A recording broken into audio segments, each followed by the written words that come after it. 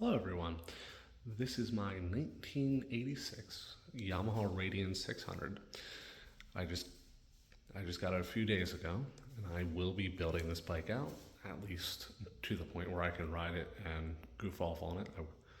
I would love to see what I can actually do with this bike.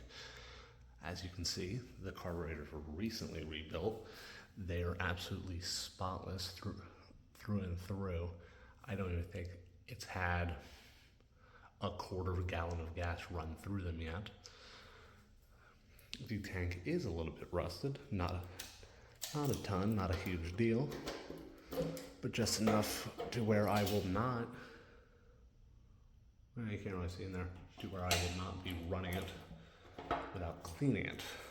I will shortly be putting vinegar in it and getting it all done. The bike has 18,000 miles on it, which for 86 is not that bad. Only concern is it was 1996 when it last was on the road. Now, I do know that it has a new battery in it. All the lights, everything works. I'm not gonna hit the horns in the middle of the night. Obviously, there's a few odds and ends that I need. I have grips for it. It does need a new clutch and clutch cable. This is not even close to the right cable. This cable's was put on, and it's a 06 Triumph T100 cable. Very, very long, not even close to necessary. And it has no front brake pressure. And obviously, it's been a little while since anyone's even looked in there. And I'm pretty sure the fluid is now cottage cheese. All in all, it is not a very dirty bike. There's a little bit of damage every so often, but it does have 18,000 miles. Fresh oil change right before I got it. It is not the cleanest, but yet again, it does have 18,000 miles and it was made in 86. So, fins are a little dirty, old side cover. I do know that the oil was recently changed. Luckily for me, it looks like all of the fork seals are good, the action's good whenever you romp down on it. What is not good are these tires. They're so old, they do not have a DOT stamp, so that means, I believe, they were made before the year 2000. Oddly enough, the rotors are not rusted all to hell, and they do actually have a little bit of pad. Now with the lights, the only light that does not work is this light right here, which is a 3.5 cent bulb probably. This seat's obviously not on there correctly, but just for showing, the only damage to the seat is this little rip right here, which I am not even close to concerned with. I did also, with the bike, of course, get all the side panels and some of these pod filters, which are brand new, never even ran. They haven't even had any of the filter spray put on them. I also, just because it's nice, he gave me the Haynes manual for it. Apparently there is a slight amount of damage to the OEM handlebars where I believe it's somewhere around here. It's a very, very, very mild bend that could be bent back. But the previous owner bought a brand new pair of Renthal bars that will fit this bike, which is great. I already do. All the grips both grips are gone for some reason.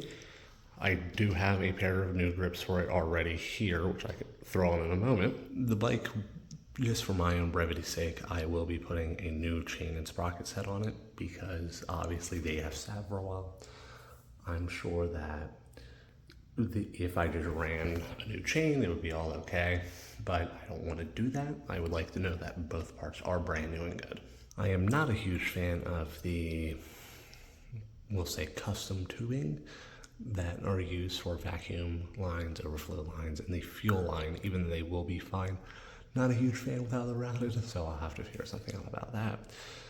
Now, my favorite thing, because I like working on things, is that it has a center stand. It saves so much time and effort over something like that, which is almost impossible to work on without a rear stand and a front stand. I do have the tank off now, and it is soaking in its vinegar mixture.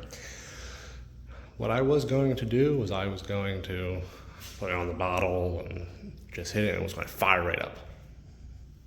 Unfortunately, with how things go, it is not going to do that.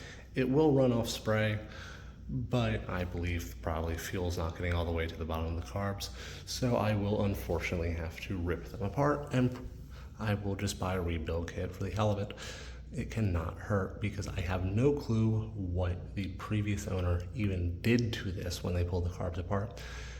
Carbs could be put together correctly and perfectly, or extremely incorrectly, unfortunately. Now, luckily, this is what I do for a living. I work on motorcycles for a living. A little bit newer and nicer, but same nonetheless, and I've worked on a few different carbureted bikes, mainly carbureted inline fours like this. So I do not think this is a huge undertaking.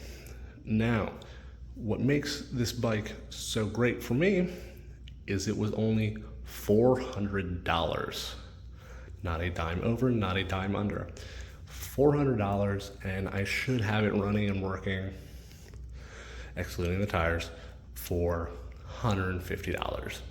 Maybe a little more, maybe a little less, but I cannot be upset about having a running and working motorcycle for $600, $650, and then however much is going to be for the brakes, or sorry, the new rubber. This is the only thing that actually concerns me because of how it looks, but it looks like the reservoirs, and actually you can even get the reservoirs with the full fuel line or the full brake lines and the calipers for like $28. So if I cannot fix that and rebuild it, what's the big deal? Overall, with this being such a weird bike it is, you might not think the parts are plentiful, but a lot of the parts for this bike came off other very popular 80s Yamaha motorcycles, mainly the FJ, FZ, and XJ600s. So that's why it's a little weird. It has a drum in the rear, but then dual disc up front. It's very much a hodgepodge bike. Nothing bad about that. It makes a respectable amount of power. Should make around 66 horsepower from factory, brand new. Of course, some of those horses will have turned to glue by now. And I will be fiddling with the carbs, putting those intakes on it, and probably doing a full exhaust because it's funnier that way. And in all reality, look at that pipe. You can't even hear it, probably. Well, you hear it a little bit, but you know, you can't be the neighborhood menace with this. Now, where will that leave me in a month and a half? Maybe it'll be running, maybe it won't. I'm gonna try my damnedest to get this A-okay. When I pulled the tank off, obviously, I had to take out the petcock. That doesn't look all that hot. I did order a new petcock just in case, which will not be a vacuum operated one, which is not a huge ordeal. But if it is roughly the same, I might actually be able to steal parts out of the new one and put them into this one because that's a lot of rust and I really don't want to play that game. Now I will probably put a inline fuel filter in on this bike just so nothing wrong happens. Now, for the 3.5 people who will watch this video, let me know if you think I did good on this. $400 for a pretty much whole bike with all the parts and even a little bit of extra goodies. Yes, it does not run right now, but hopefully, if those don't give me a problem, everything will be okay. That's the whole hope with it though. If this, for some reason, actually gets to the people who want to watch this type of stuff, I would love to make videos like this. This is my passion, this is my hobby, this is even my career.